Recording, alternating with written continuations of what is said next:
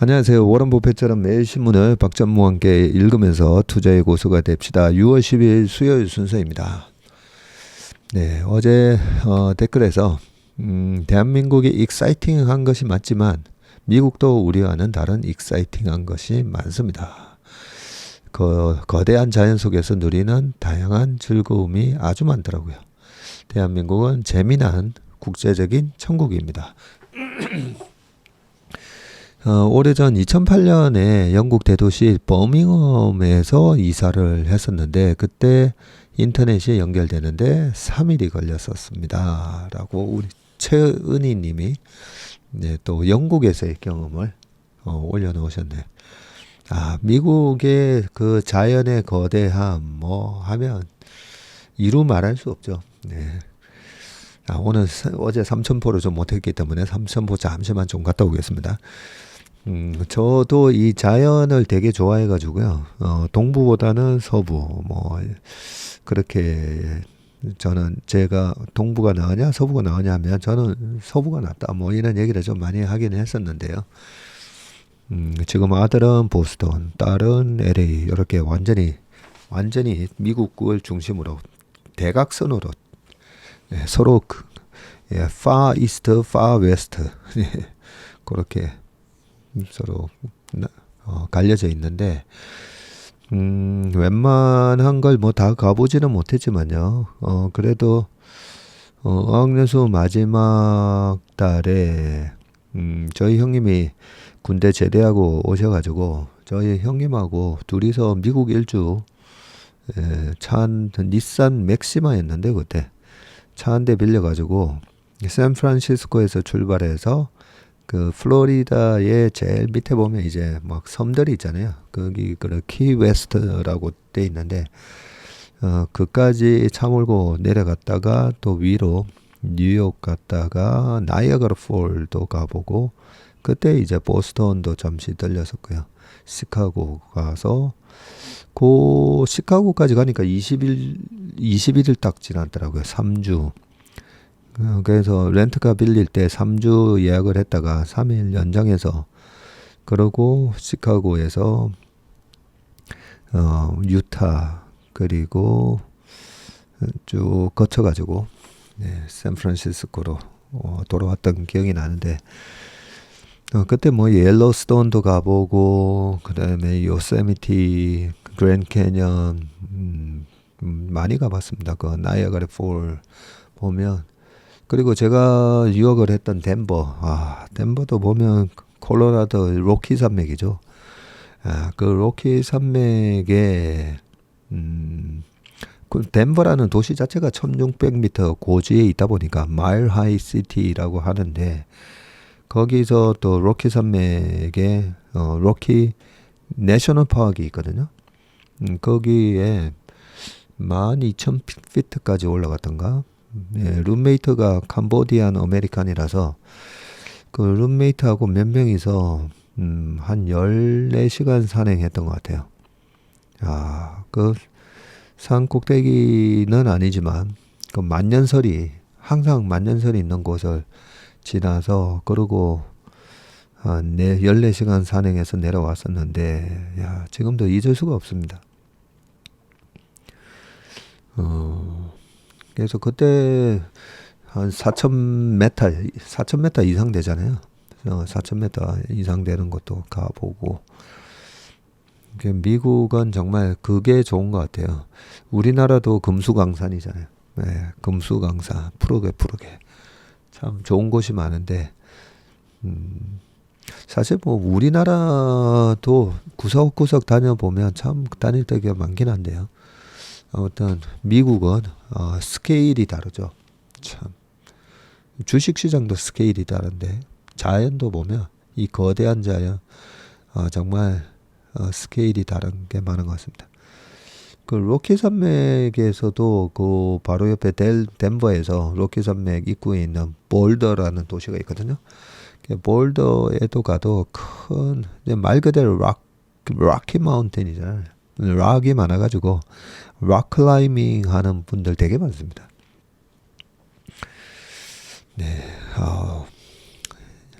익사이팅한 스포츠가 참 미국에 되게 많죠. 저처럼 스포츠 좋아하는 사람은 미국에서 사는 것도 참 좋은 것 같아요. 자, 그 다음에 올리브영 얘기도 좀 많이 해주셨고요. 올리브영의 강점은 외국인도 외국인이지만 이제 남자들도 서스럼 없이 방문을 한다는 것입니다. 필수 소비재의 핵심 유통 채널로 자리 잡고 있다고 생각합니다. 네.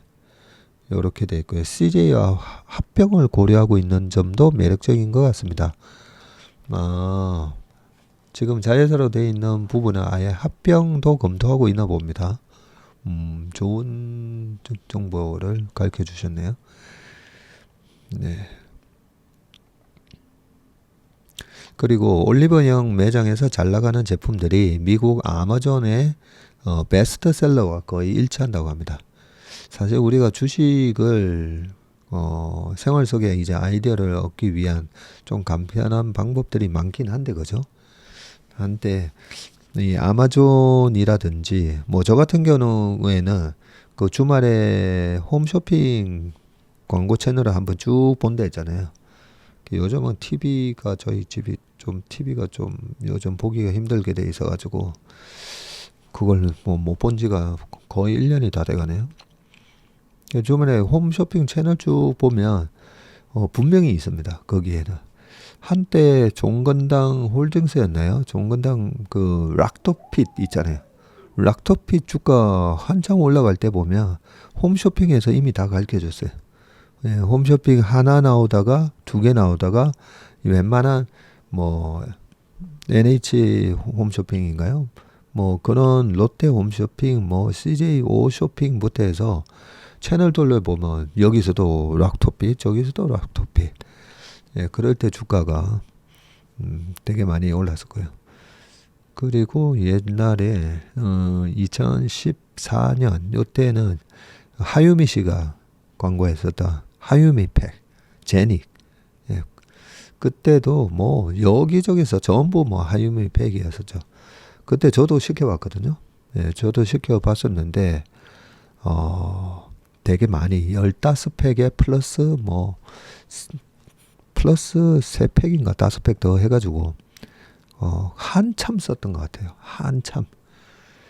예, 그러면서 일단 한번 써보면서 그 다음 다른 마스크팩 하는 회사 주식을 그때 질러가지고 저희 회사가 그때가 산성 LNS 이름이 지금 바뀌고 했는데 근데 그 경쟁 구도가 중요하다고 했잖아요.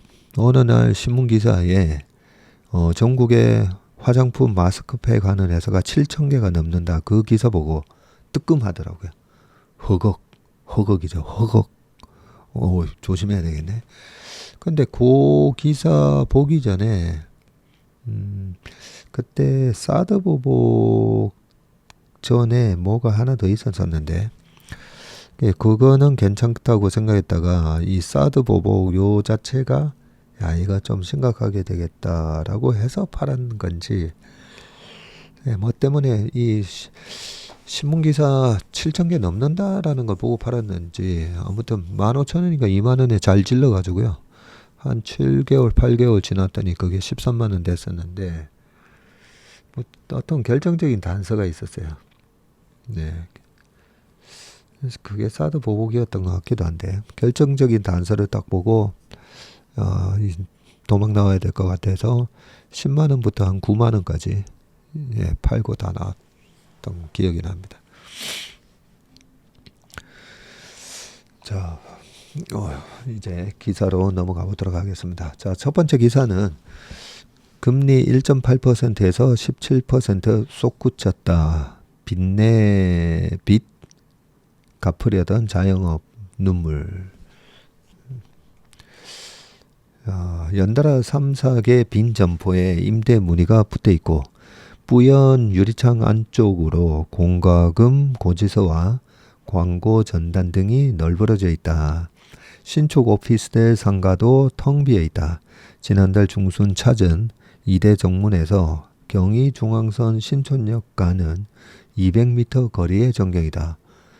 그러게요. 요즘 요쪽 동네가 또 완전히 죽었더라고요.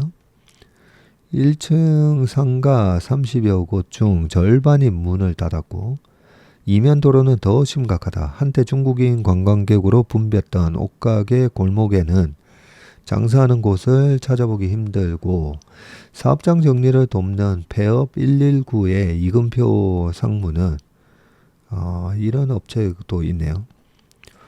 전반적으로 코로나 때보다 자영업자들의 폐업 문의가 더 늘었다고 합니다. 특히 정부의 지원이 줄고 내수 침체에 문 닫는 음식점이 눈에 띄게 늘었다고 말을 했습니다. 사진이 나왔는데 이 서울 서대문구 이화여대 인근 공실상가. 네. 자, 코로나 이후에도 고금리와 내수 부진에 개인 사업자, 자영업자 폐업이 이어지는데 생업을 놓은 자영업자도 늘었고 통계청에 따르면 지난 4월 기준 국내 자영업자 1인 사장 포함입니다. 562만 1000명. 야, 국내 자영업자가 562만 명입니다. 자, 1년 사이에 9만 4천 명이 감소했고요. 이 감소율은 전년 대비 1.6%, 2016년 이후 가장 크다. 신촌역에서 5년간 술집을 운영한 이모 대표는 지난 2월 폐업 신고를 한 뒤 에어컨 청소 아르바이트를 한다고 합니다. 그는 코로나만 끝나면 장사가 될 줄 알았는데 한 달에 고작 100만 원에서 200만 원 손에 쥐었다면서 인건비도 안 나와 포기했더니 5천만 원 빚만 남았다며 한숨을 쉬었습니다. 최근에 10년간 자영업자 추이를 보니까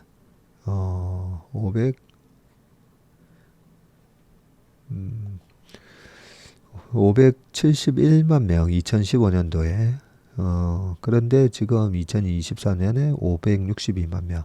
근데 작년에도 571만 5천 명이었네요.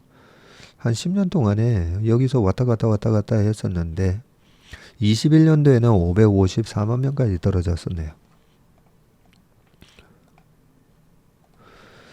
자, 이처럼 생계에 어려움을 겪는 자영업자는 폐업 공제금에 몰렸고 양경숙 의원실이 중소벤처기업부에서 제출받은 폐업 사유에 따른 노란우선 공제금 지급액 저희 중소기업중앙회이기 때문에 여기가 노란우선 공제에 있고 그 공제 자금운용부가 저희랑 같은 7층에 있습니다.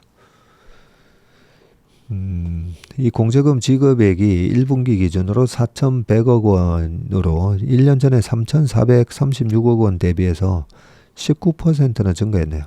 한 분기 수치만 나왔는데도 코로나가 본격화됐던 21년 한 해 동안 폐업 사유로 지급한 8,600억 원의 한 48% 수준이고요. 한 분기 수치만인데도 노란우산은 소상공인의 생활 안정과 노후 보장을 위해서 운영하는 퇴직금 성격의 공제제도인데요. 노란우산이 소상공인의 생활 안정과 노후 보장을 위해 운영하는 퇴직금. 자, 이들이 퇴직금을 깰 만큼 경제적으로 어려움을 겪고 있다는 의미다. 자영업자의 잇따른 폐업은 성원 능력 악화로 대출 부실 우려를 키우는데 자영업자가 개인사업자 대출은 물론 개인 자격으로 주택을 담보로 주택담보대출까지 끌어쓴 대출액은 지난 3월 기준으로 1112조 7,400억 원에 이릅니다. 야, 꽤 크다 그죠? 코로나 직전 2019년 말에는 한 740조였는데 4년 3개월 만에 50.8%나 불어났고요. 그뿐 아니라 금융사 3곳 이상에서 돈을 빌린 다중채무 자영업자의 대출액은 690조 정도 되네요. 전체 대출액의 62%를 차지합니다. 다중채무자는 빚으로 빚 돌려 막는 경우가 많아서 한번 빚을 못 갚으면 연쇄 부실로 이어질 수 있습니다. 자, 자영업자의 채무의 질이 나빠진 건 장기화한 고금리에 코로나에 이연된 대출 청구서까지 날아오면서인데, 정부는 코로나로 어려움을 겪는 중소기업 소상공인을 지원하기 위해서 2020년 4월 원리금 상환 유예와 대출 만기 연장을 시행을 했고, 5번 연장 끝에 순차적으로 지금 종료하고 있다고 합니다. 작년 초에도 이게 종료되면서 내수 경기가 굉장히 많이 힘들어질 거다. 예, 그런 경고가 좀 많았었죠. 강원도 관광지에서 음식점을 운영하는 이모 씨는 요즘 잠을 이루지 못하고 있는데, 3년 전 코로나 당시 1.8% 저금리에 빌렸던 5천만 원 대출 만기가 끝났다는 연락을 받고서이고요. 코로나 이후에도 고객 발길이 뚝 끊겨 빚 갚을 여력이 없다. 인건비라도 줄이려고 직원은 내보내고 아들과 둘이서 가게를 지켰는데, 그는 5천만 원을 갚으려면 카드론 등 이금융권에서 다시 빚 낼 수밖에 없다면서, 카드론 금리를 알아보니 1.8%였던 대출금리가 17%로 치솟아 눈앞이 캄캄하다고 토로를 했답니다. 뒤늦게 날아온 대출 청구서의 허덕이는 자영업자도 빠르게 늘고 있고, 대표적으로 새 출발 기금 신청자가 급증을 했다네요. 지난해 월 평균 4,400명이었던 신청자가 올해 2월부터 7,800명으로 80% 가까이 증가했고요. 새 출발 기금은 2022년 10월 코로나로 피해를 입어 빚을 갚기 어려워진 소상공인 자영업자의 채무조정을 지원하는 제도입니다. 누적 신청액은 지난 4월 기준으로 10조 3천억 정도로 10조 원을 넘어섰고, 캠코 관계자는 코로나 대출 상환 유예가 종료된 데다 신청자 조건이 완화된 영향이라고 말을 했고요. 새 출발 기금은 지난 2월부터 코로나 기간에 사업을 한 차주로 대상을 확대했다고 합니다.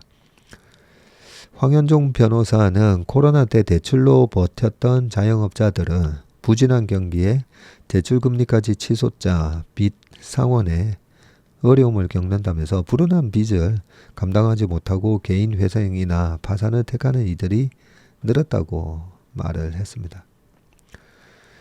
자, 상당수 전문가는 자영업자의 깜깜이 부실이 올해 본격적으로 수면 위로 드러날 것으로 예상이 되는데, 금감원에 따르면 1분기 국내은행의 개인사업자 부실 채권 비율은 0.41%이고요. 0.4%를 넘어선 것은 2017년 3분기 이후 6년 반 만이다.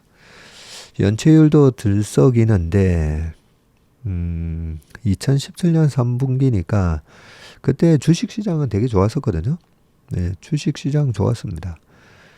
그 2017년 3분기니까 7, 8, 9월인데 9월달 뭐 추석 앞두고 약간 증시가 살짝 조정받다가 추석 끝나고 나서 10월달부터 막 또 랠리 해가지고 2018년 1월 말에 2600을 찍었었거든요. 주식시장은 좋았는데 왜 그때 연체율이 그때도 0.4%를 넘어섰을까 생각해보면요. 2016년부터 사드 보복이 시작이 됐고요. 그리고 네, 아무튼 그러면서 지금 당시에 중국 관광객들이 꽤 많이 들어오다가 이제 줄기 시작한 게 2017년 하반기부터였고, 2016년에서 17년 초에는 또 여러 가지로 이 나라가 좀 덜썩덜썩하면서 그때 촛불 집회도 많았었고, 그죠? 사드 보복에 대한 영향이 약간 직격탄이었던 것 같은데요. 지금 명동 거리가 다시 활기를 띠고 있고, 어제 올리버영 얘기하면서 그죠?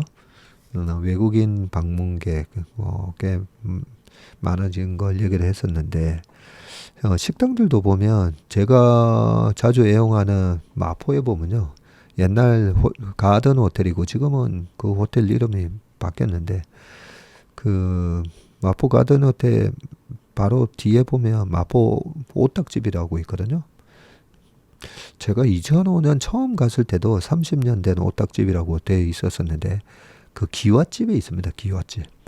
예, 기와집인데 지금 2005년에 갔을 때 30년이었으니까 지금은 45년?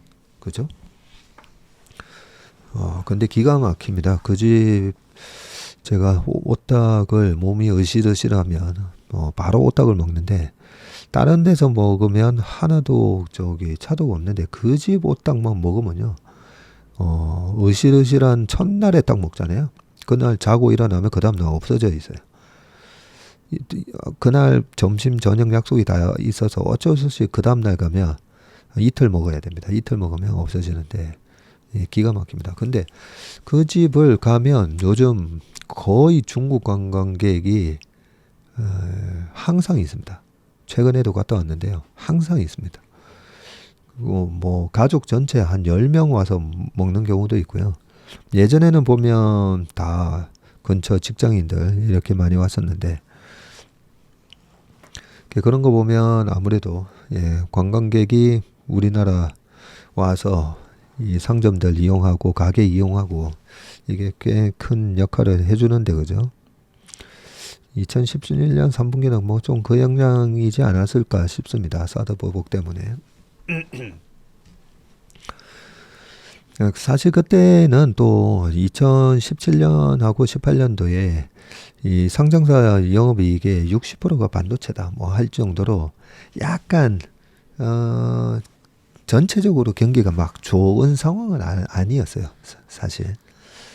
그래서 17년, 18년 가니까 또 트럼프의 미중 무역 분쟁 갈등도 시작되면서 19년까지 경기가 되게 안 좋아집니다.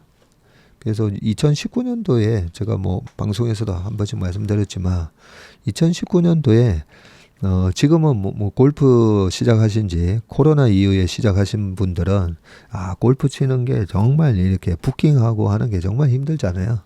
근데 2019년도에는 10억짜리 이상 되는 회원권이 10억 이상 되는 곳 아니면 웬만한 데는 전화해가지고요.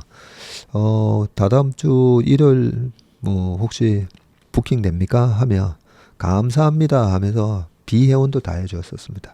웬만한 골프장은요.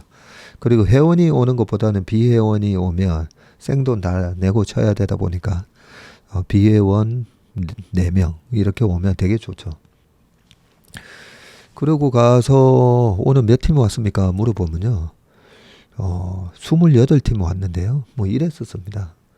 보통 지금 뭐 하절기니까 지금 6월이면요. 새벽 4시 50분 티업 이런 것도 있거든요. 그것부터 거의 8시 반까지 치니까 하루에 한 120팀 이렇게 받을 수도 있는데 2019년에는 그랬었습니다. 그 정도로 그 사드 보복 이후에 관광객이 확 줄어들면서 여러 가지로 경기가 안 좋았었어요.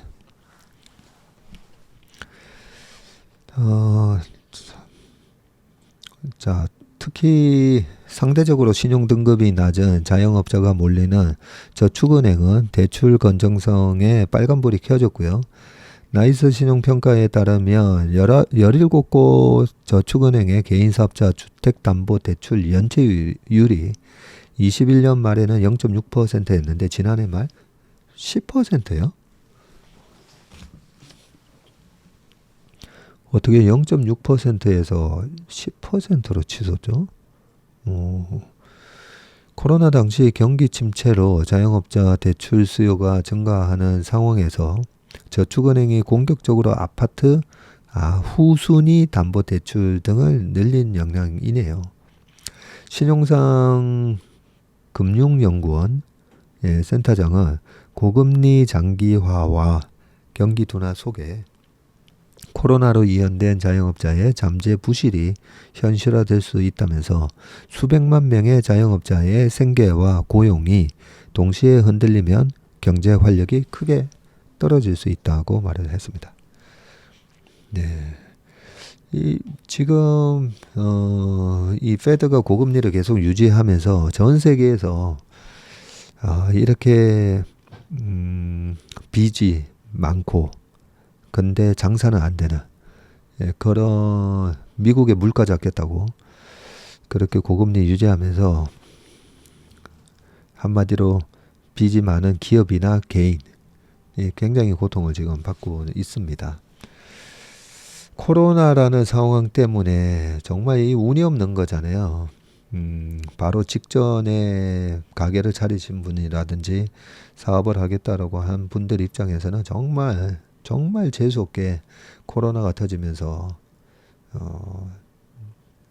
많은 어려움을 겪었었는데 그래서 저는 최근에 은행들이 뭐 제가 주식 투자를 하는 펀드 매니저이긴 하지만 은행이 가지고 있는 그 자본을 그걸 갖다가 배당을 열려라 라는 부분은 사실 조금 그 부분은 지금 은행 주사 가지고 배당 내놔라 하기에는 좀 그런 것 같아요. 뭐 모든 나라의 은행들이 이 성장성이 없다 보니까 한 3에서 많이는 한 7% 배당 줍니다. 미국도 보면 웰스파고 은행이라든지 은행들 그 노멀한 그런 주식 시장 상황에서는 배당 거의 한 5% 가까이 줬었거든요. 그 정도는 괜찮은데 지금 뭐 성장도 안 되는데 뭐 하냐 그냥 자기 자본으로 갖고 있는 거 그냥 배당해라. 유보하지 말고 배당해라. 은행은 아니라는 거죠. 은행은. 기업들은 성장성이 없으면 주주한테 환원하는 게 맞는데 은행은 참 많은 은행들이 대출할 때 보면 정말 요즘 보면 담보 철저하게 해가지고 실제로 경기가 이렇게 어려워지거나 그런 코로나 같은 상황이 생겼다고 해서 보면 그렇게 뭐 대출이 부실화돼서 크게 손실로 안 와닿잖아요. 왜냐하면 리스크 관리팀에서 그 대출 나갈 때 심사를 되게 깐깐하게 하거든요. 2008년 우리나라 IMF 이후 그리고 2008년 금융위기 이후로 되게 깐깐해졌습니다. 그래서 웬만하면 제1금융권에서는 손해를 잘 안 봅니다. 그렇게 만들어진 예대 마진을 어떻게 보면 이렇게 정말 운이 없어서 그렇게 고통을 받았던 개인 사업자나 이런 데다가 좀 쓰는 기금으로 좀 써야 되지 않나 하는 생각을 합니다. 여기 보니까 뭐 새 출발 기금 이런 거 있잖아요. 말이 길어졌는데요. 자, 그 다음 기사를 보겠습니다. 이게 이제 두 번째 기사네요. 자, 스티븐 도버의 마켓나우 경제학 역사학 상식을 깨뜨리는 미 대선 전망. 요 재밌는 기사네요. 자, 유권자들에게 경제가 가장 중요하다는 계량 경제학과 계량 경제학과 역사학에 따르면 바이든 대통령이 24년 미국 대선에서 압승을 거두어도 이상하지 않다. 그의 재임 기간 실업률은 지난 반세기에서 가장 오랜 기간 4% 미만을 유지했고 그러네요. 인플레이션 율과 실업률을 합한 경제 고통 지수는 7.3%를 기록하며 트럼프 대통령 재임 마지막 해에 15%에서 큰 폭으로 낮아졌다. 트럼프가 마지막 해는 2020년 코로나 때니까. 자, 최근 다우존스 산업평균 지수가 4만을 돌파했고 주식시장이 사상 최고치를 경신했죠. 경제 점수로는 뭐 최고다 그죠? 자, 그런데 여론조사는 바이든의 재선 확률을 낮게 점친다. 경제에 대해 불만인 유권자들은 대부분 책임을 바이든에게 돌리는데 자, 한 설문조사에서 유권자의 57%는 바이든 대통령의 경제 정책에 대해 어느 정도 또는 매우 강하게 반대했답니다. 57%가. 약 3분의 2가 트럼프 시절에 경제가 좋았다고 평가한 반면 40% 미만이 바이든의 경제 실적을 긍정적으로 봤다. 하긴 그 코로나 때 돈을 너무 많이 풀어가지고 물가 어마어마한 물가 상승을 야기했기 때문에 네. 실제로 물가 상승이 엄청 높은 나라 중에 하나가 터키거든요. 터키, 튀르키예. 터키 주식시장 보면 많이 올랐습니다. 근데 많이 오르다는 자체가 그게 인플레이션 때문에 그런 거거든요. 인플레이션 1000% 올라갔고 주식시장 600% 올라갔고 그 반대였던 것 같기도 한데 예. 그러면 주식시장이 폭등했다고 해서 과연 이게 경제가 좋았냐라고 보면 그런 건 또 아니거든요. 자, 경제지표와 체감 경제 사이에 괴리를 발생시키는 몇 가지 요인이 있는데요. 소셜미디어를 포함한 매체의 보도와 사람들에게 내재된 편견 등에 부분적으로 책임이 있고 최근 몇 년 동안 급격히 상승한 주택가격은 유권자에게 또 다른 관심사입니다. 거시경제와 관련된 비난이 정당하든 정당하지 않든 현직 대통령은 이를 감내해야 하고 미국 대선은 경합주가 어느 후보에게 기우느냐에 따라서 당락이 결정이 되죠. 플로리다 같은 데가 핵심이고요. 최근 CNN 여론조사에 따르면 바이든의 경제 운영에 대한 부정적인 평가는 격전지에서 두드러지는데 경합주 응답자의 약 절반은 개인적으로 재정 상태가 괜찮다고 답하면서도 지난 2년간 경제가 개선되었다는 응답자는 4분의 1에 불과했다고 합니다. 이번 선거에서 경제는 그다지 중요하지 않을 수 있고요. 최근 몇 년 동안 투표율은 이민, 범죄, 대법원 판결, 사회 문제 등 경제보다는 다른 이슈에 의해 더 큰 영향을 받았다고 합니다. 트럼프 전 대통령의 법적 문제도 투표 결과에 영향을 미칠 수가 있고요. 1922년과 2000년 대선처럼 제3당 후보의 등장도 선거인단의 표심을 흔들 수 있다. 2000년 대선처럼요. 2000년 대선 때는 아버지 부시의 아들 조지 W 부시 대통령이 당선이 됐고 그죠? 그때는 엘고였었잖아요. 워낙 그 전에 빌 클린턴이 잘했기 때문에 루인스키 사건도 있었지만 실제 퇴임할 때 클린턴에 대한 지지율이 거의 80%였던 걸로 제가 기억을 합니다. 그러면서 경제도 되게 좋았고요. 클린턴 때 보면 주가도 그때 당시에 아시안 외환위기 상황에서도 미국의 90년대 마치 지금처럼 미국 나홀로 주가 상승이 있었고 그때 이제 IT 온라인 세상이 도래하기 위한 밑거름이 막 이렇게 만들어졌던 토대가 만들어졌던 데가 90년대였었잖아요. 그렇게 잘 했는데 엘고 딱 슈퍼맨에 나오는 그런 주인공처럼 엘고 아버지도 전국에 고속도로를 깔았던가 통신망을 까셨던 분이었던가 네, 되게 존경하는 분인데 엘고가 나와가지고 떨어졌어요. 네. 그때도 이번에 트럼프가 떨어졌던 거랑 거의 비슷한 식으로 떨어졌습니다. 전체 득표수는 많았지만 플로리다에서 어쩌고 저쩌고 하면서 떨어졌고 그러고 나서 엘고가 그때도 처음에 약간 불만을 얘기하다가 바로 승복을 하긴 했는데 2000년 대선 얘기하다가 또 그 1922년 대선 이거는 잘 모르겠습니다. 1922년 100년 전 거는 좀 잘 모르겠네. 자, 한 가지는 확실하다. 투자자들 입장에서 보면 선거 결과에 따라 많은 것이 달라질 수 있는데 중국산 수입품에 대한 관세 부과와 같은 특정 이슈에 관해서는 민주공화 양당이 초당적으로 협력하지만 양당의 실질적인 정책 차이는 전후 미국 역사에서 그 어느 때보다 극명하고요. 2025년에는 트럼프 전 대통령의 펼쳤던 감세 정책의 연장 여부가 결정이 된다고 합니다. 바이든 시대의 재생에너지 보조금은 선거 결과에 따라 폐지될 수도 연장될 수도 있다. 에너지, 광업, 헬스케어, 제약, 통신 등 광범위한 분야에 대한 규제 또한 누가 승리하냐에 따라 달라질 것이다.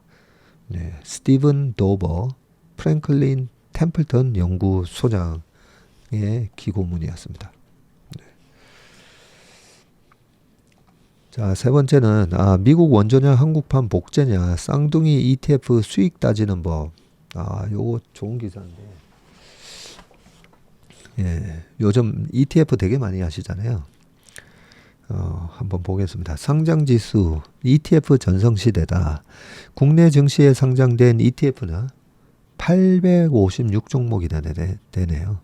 자산 총액은 141조 원에 달하고요. 액티브 펀드 시장으로 주식형 펀드 이런 쪽으로 들어갔던 자금들이 이 ETF로 되게 많이 넘어왔습니다. 141조나 되군요. 이 중에서 구성 종목에 해외 주식을 담은 ETF는 243개로 30% 정도 되네요. 자산 총액은 32조고요. 30%가 살짝 안 되는데 1년 만에 61%나 늘었습니다.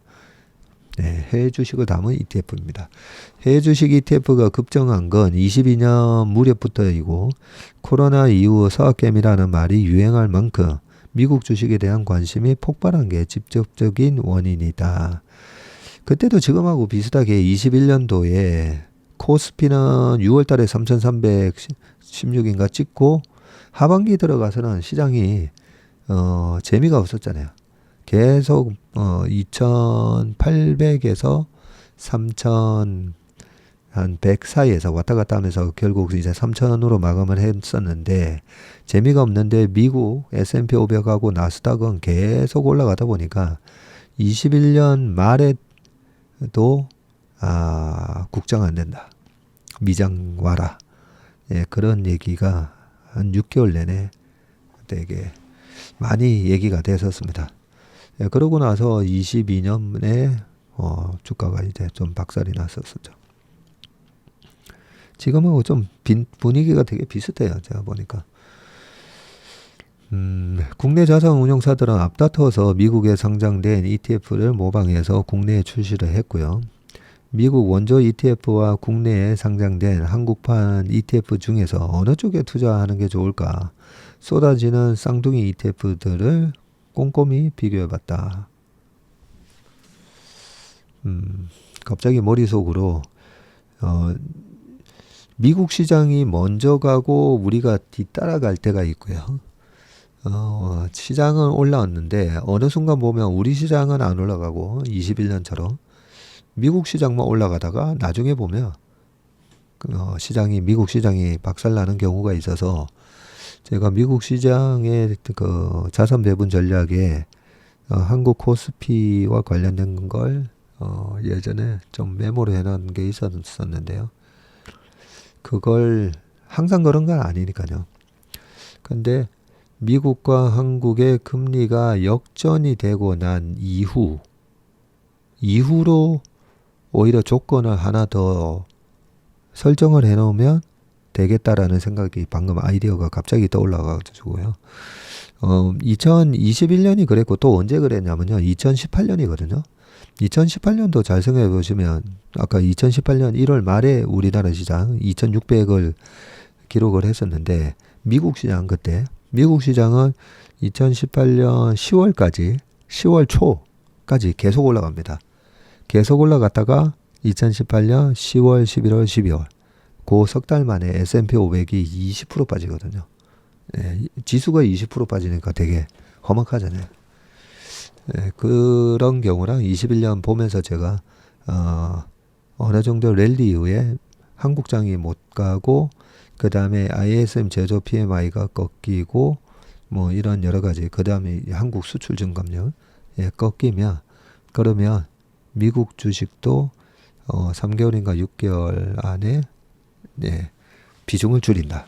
예, 약간 이런 식으로 한번 정리를 해서 이걸 갖다가 백테스팅을 한번 돌려봐야 되겠다라는 생각을 했는데요. 그 전에 메모된 게 요건데 거기다가 플러스 한국과 미국의 금리가 역전이 됐을 때 2017년 6월이었던가 예, 그때 이후로 미국하고 우리나라랑 정책 금리가 역전이 되거든요. 네. 나중에 공부 좀 해서 말씀드리도록 하겠습니다. 아, 이거 신문 읽다가 오늘은 3,000% 너무 많이 빠졌는데요. 자, 밑에 그 ETF 관련된 거. 자, 한국판 총보수 높고 괴리율이 단점이라고 하고요. 미국 G2는 환전 수수료를 무시 못한다. 아, 그러겠네요. 아, 미국에 상장돼 있는 ETF를 사려고 하면 이 환전하는 게 꽤 그게 비용 듭니다. 예, 달러로 바꿨다가 나중에 원화로 바꿨다가 왔다 갔다 왕복하면 환전 수수료 좀 들고요. 자, 두 번째는 운용사 보수인데 그냥 이 기사를 읽을게요. 그냥. 자, 첫 번째 변수는 운용사 보수이고 예를 들어서 S&P 500 지수를 추종하는 ETF의 총 보수 비율, 스파이를 아마 얘기하는 것 같죠. 예, 총 보수 비율은 이거는 코덱스네요. 코덱스는 0.0798%, 타이거는 0.14%. 타이거가 오히려 2배가 더 비싸네요. 그리고 KB스타는 0.098, 에이스가 0.136. 미래에셋하고 한투의 ETF가 코덱스 대비해서는 오히려 2배나 비쌉니다. 이런 걸 잘 봐야 돼요. 그죠? 산술적으로 1,000만 원을 투자할 때 1년간 비용은 타이거가 14,000원, 코덱스가 7,980원, 차이는 6,000원 정도인데 10년 투자한다면 17만 원과 9만 해서 7만 원 이상 차이가 날 수 있다. 1,000만 원 투자했을 때. 이렇게 보니까 또 큰 차이는 아닌 것처럼 보이네요. 자, 보수는 종목에 따라 천차만별이고요. 국내 ETF보다 규모가 훨씬 큰 미국 ETF의 보수가 싼 경우가 많다고 합니다. S&P 500을 추종하는 미국의 대표적 ETF인 SPY, 그리고 IBB, VOO의 수익률과 한국판 SPY 중 가장 보수가 저렴한 코덱스 미국 S&P 500 TR 수익률을 시뮬레이션 해봤더니 배당은 모두 재투자한다고 가정할 때 단기간에 수익률 차이가 크지는 않지만 2년간 수익률은 보수가 낮은 IBB와 VOO가 코덱스 상품보다 1%포인트가량 높았다고 합니다. 수익률이. 자, 하지만 미국 ETF가 무조건 유리하다고 말하기 힘든 게 보수와 별개로 들어가는 달러 환전 비용 때문이다. 국내 상장 해외 ETF에 투자할 때는 환전 수수료가 거의 들지 않지만 개인이 원화를 달러로 환전해서 미국 ETF를 살 때는 매도할 때마다 무시할 수 없는 환전 비용이 발생한다.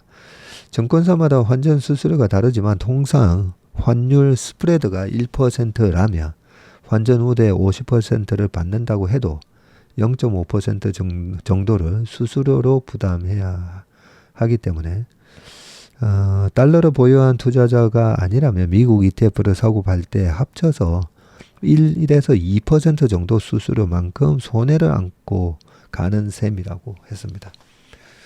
그러네요. 이거 ETF 운용 보수 0.057, 0.0 이거 따지다가 환전 수수료에서 미국에 상장되어 있는 ETF 하다가 환전 수수료가 더 아주 클 수가 있습니다. 자, 한국판 일반 계좌에서는 15.4% 배당세를 내고요. 직접 투자를 하는 미국 ETF는 22% 주식과 같이 22% 양도세를 내야 됩니다.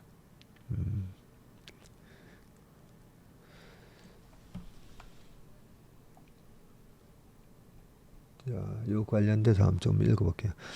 그리고 순자산 가치와 가격의 차이가 나타나는 이 괴리율이 있습니다. ETF 투자하시는 분들은 ETF 현재가에 나오는 반드시 그 순자산 NAV 보셔야 됩니다. NAV로 나오는 가격이 1604 뭐 이렇게 나오는데 실제로 ETF가 거래되는 가격이 1700 얼마면 비싸게 산다는 얘기거든요. 그래서 괴리율이 0보다 높으면 비싸게 거래되고 0보다 낮으면 낮게 거래가 되는데 이 거래가 잘 안 되는 ETF는 변동성에 따라서 이 괴리율이 뭐 3% 이렇게 3%까지는 차이 안 날 거야 아마. LP들이 있어가지고 그런 것도 이제 잘 보셔야 된다라는 얘기가 있습니다. 일반 계좌 투자 시 세금인데 요 세금이 중요하죠. 국내 상장돼 있는 해외 ETF는 매매 차익에 대해서 이걸 배당 소득세로 분류를 하네요. 잠깐만, 배당 소득세를 해서 이게 나중에 이게 분리가 된가요? 아니면 배당 소득세로 되면 2천만 원 이상의 금융소득 종합과세에 포함이 될 것 같은데요. 그리고 배당 소득세가 얼마 이상이면 뭐 건강보험료도 나온다고 하는데, 네, 뭐 쭉 볼게요. 밑에 세금. 자, 해외 ETF는 매매 차익 22% 내는 게 맞고요. 국내 상장 해외 ETF 15.4% 배당 소득세 맞습니다. 양쪽을 비교해 보면 연간 수익이 833만 원보다 낮을 때는 미국 ETF 세금이 적지만 833만 원을 넘기면 국내 상장 해외 ETF의 세금이 적다고 합니다. 이 미국은 해외 주식 매매 차익에 대한 250만 원까지 공제가 되지 않습니까? 그죠? 그래서 아마 저런 계산이 나왔을 겁니다. 그리고 해외 ETF는 여러 주식 ETF의 손익 통산이 가능하죠. 스파이 ETF에서 1000만 원 이익이 나도 테슬라 주식에서 800만 원 손실이 났다면 이걸 매매를 해서 매매 차익이 200만 원밖에 나지 않기 때문에 250만 원까지 공제되니까 세금을 내지 않게 됩니다. 게다가 해외 ETF는 분리과세가 또 적용이 됩니다. 다른 금융소득이 아무리 많더라도 금융소득 종합과세에 해외 주식 매매는 그 금융소득 종합과세에 포함이 안 됩니다. 네, 그냥 22% 양도소득세만 안 내면 됩니다. 반면에 국내 상장 해외 ETF의 경우 손익 통산이 되지 않고요. 이쪽 코덱스 바이오에서 손실 나고 그렇죠. 국내 ETF도 마찬가지고 코덱스 무슨 테슬라에 투자하는 거 있고 그죠? 코덱스 애플에 투자하는 거 있고 서로 하나가 손해 나고 하나가 이익 나도 그 퉁치는 게 안 됩니다. 네. 그리고 분리과세도 적용되지 않아서 다른 금융소득과 합쳐서 2천만 원 초과하면 금융소득 종합과세 되네요. 예, 좀 금융소득 종합과세 대상이 됩니다. 이처럼 과세 측면에서 국내 상장 해외 ETF가 불리해 보이지만 연금저축이나 IRP 그리고 ISA 등 절세 계좌를 활용하면 이 불리함이 또 사라집니다. 참 복잡하다 그죠? 손익 통산을 해줄 뿐만 아니라 매매 차익이나 배당금에 붙는 세금을 실제로 인출할 때까지는 미뤄주는 이 과세 이연 혜택이 있어서이고요. 이들 계좌에서는 국내 상장 해외 ETF 투자는 가능하지만 또 직접 해외 ETF에는 투자할 수 없습니다. ISA랑 IRP에서는 미국 스파이라든지 QQQ 직접 못 삽니다. 자, 김남호 미래에셋자산운용 FICC 본부장은 장기적인 퇴직금이나 연금 목적이라면 과세 이연 혜택이 있는 계좌에서 국내 상장 해외 ETF를 선택해야 유리하고 금융소득이 많은 투자자라면 22% 양도소득세를 내더라도 해외 ETF 투자가 직접 투자가 유리할 수 있다. 이게 딱 맞는 얘기다 그죠?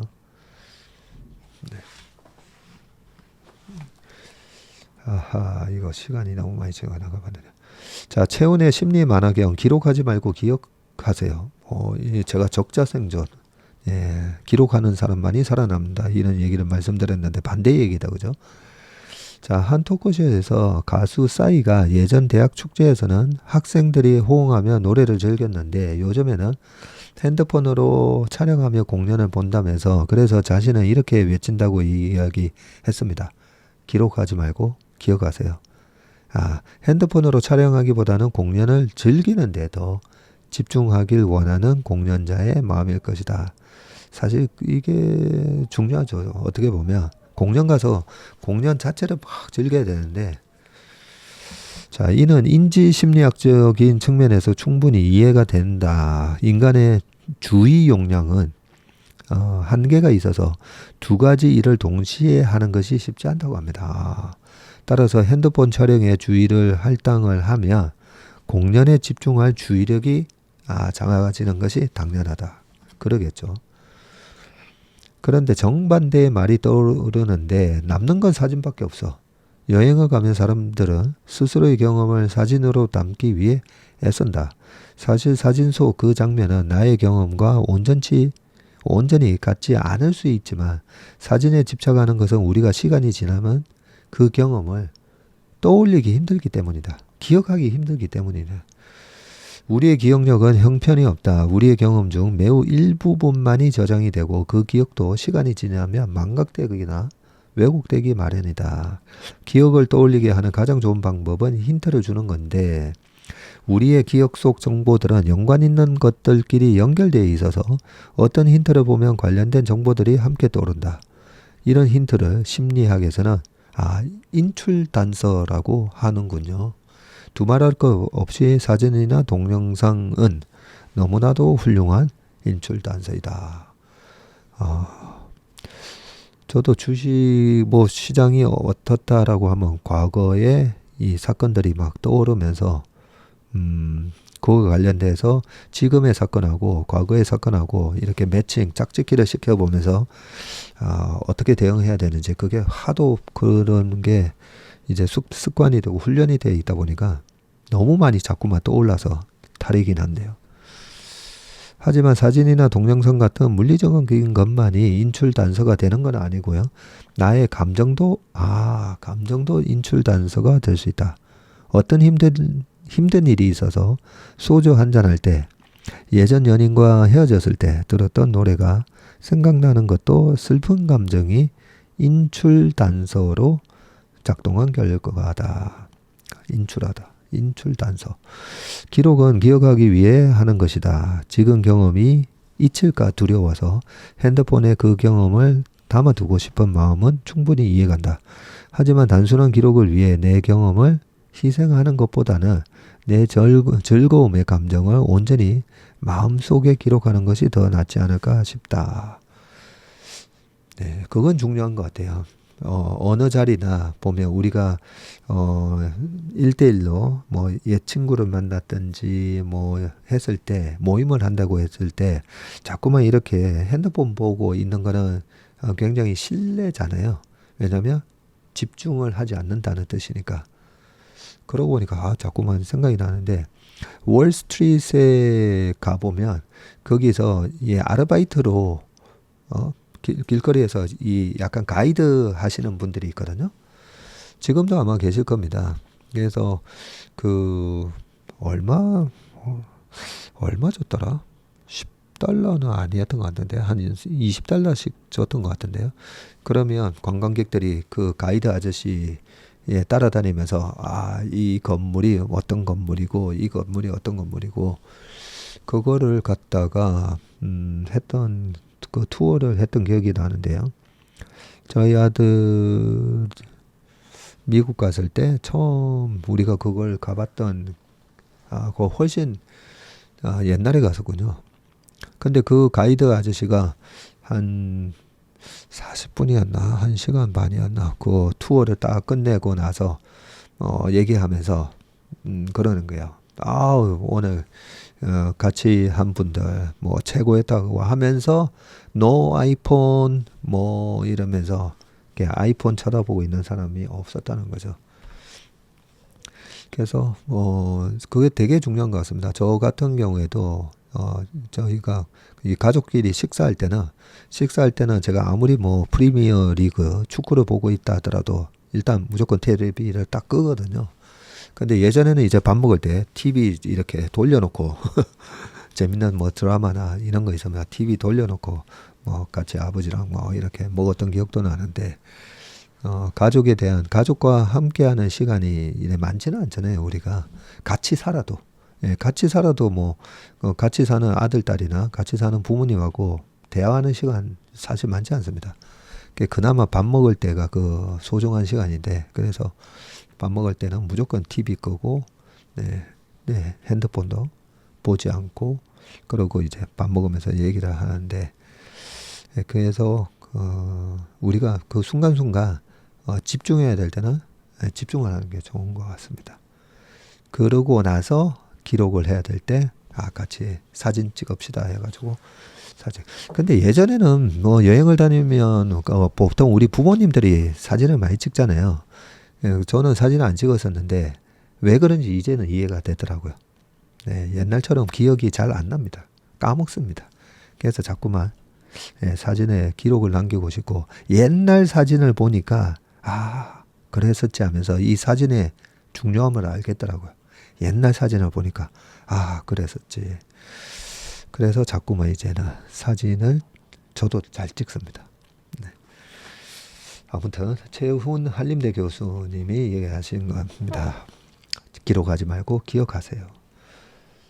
자, 나머지 기사는요. 뭐 밸류업 주주 보호가 최우선 돼야 된다. 지배주주 견제해야 된다. 이 어제 무슨 포럼이 있었나 보더라고요. 다음 주에도 가버넌스 포럼하고 거기서 또 금감원장 오시고 또 2차 세미나를 한다고 저한테도 연락이 왔는데 제가 그 미국을 가는 바람에 할 말은 정말 많은데 제가 다음에 이런 포럼이나 세미나 하면 꼭 불러달라고 제가 얘기를 하기는 했었는데요. 내용 한번 읽어보시고요. 그래도 여기에 보면 제가 참 긍정적인 거로 보는 게 그 상법에서 이사의 주주 충실 의무 도입을 해야 된다라는 얘기를 예전부터 했지 않습니까? 그죠? 근데 금감원장께서도 요 얘기를 하셨더라고요. 이제 우리가 뭘 고쳐야 되는지는 많이 이제 아는 것 같습니다. 고치는 거 알면서도 못 고치느냐, 그 차이만 남아 있는 것 같습니다. 마지막 기사는 올해만 4번째 피주도 공개 매수 열풍. 제이시스 메디칼 차이점은 제이시스 메디칼에서도 공개 매수가 들어왔고요. 근데 여기서 우리가 이것도 밸류업하고 다 일치되는데 일진 머티리얼을 롯데에서 사면서 롯데 지금 뭐 머티리얼 이런 걸로 바뀌었잖아요. 근데 그때도 롯데가 일진으로부터 지분 한 50%를 인수하면서 2배의 경영 프리미엄을 구간을 주고 사갔었거든요. 그리고 일반 소액주주들은 아무런 그런 게 없었었죠. 그런 거에 반해서 최근에 있었던 이런 여러 가지 그 매수의 사례를 보면요. 지금은 경영권 지분 여기 나옵니다. 아키메드 이번에 제이시스 메디카 창업자가 소유하던 경영권 지분을 인수하는 동시에 소액 주주에게도 창업자가 동일한 프리미엄을 제공하면서 공개 매수에 나선 겁니다. 많은 자리를 소액 주주들도 자 13,000원에 제가 사줄게요. 이렇게 된 거거든요. 지난해 한행컴퍼니에 루트로닉하고 그리고 오스템 임플란트를 샀던 UCK, MPK 파트너스와 닮은 꼴의 거래라고 되어 있습니다. 그래서 이게 당연한 건데 우리나라에서만 경영권 프리미엄을 주고 대주주한테만 높은 프리미엄을 주고 그만큼 소액주주하고 대주주가 뭔가 이 회사에서의 지위가 다르다는 거를 인정한 거잖아요. 이런 부분들이 그래도 최근에 이런 개선의 조짐이 보이는 게 굉장히 희망적이다라고 생각합니다. 네, 오늘 봄의 신박은 여기까지 하고요. 내일까지는 한국에서 촬영한 영상을 올리고요. 제가 내일 1시 비행기로 미국을 가기 때문에 모레부터는 아마 미국에서 네, 웜의 신박은 아마 올릴 것 같습니다. 매일 다 올릴 수 있을지는 모르겠지만 작년 5월 달에도 아들 졸업식 갔을 때 미국의 뉴욕에서 웜의 신박 올렸었는데요. 그때 스타벅스나 이런 데가 정말 어제 한국 익사이팅 한국 이런 거 얘기했었지만 뉴욕에서 스타벅스에서 웜의 신박 찍고 영상을 올리는데 남은 시간 3시간 뭐 이런 식으로 나와가지고 진짜 그런가 했더니 1시간 50분이 지나도 절반밖에 업로드가 안 되는 거 보고 그때 좀 되게 고생을 좀 했었는데요. 이번에는 LA인데 그런 업로드가 잘 되기를 기대하면서 잘 다녀오도록 하겠습니다. 저는 일단 내일 웜의 신박에서 다시 찾아뵙도록 하겠습니다. 행복한 하루 되시길 바라겠습니다. 고맙습니다.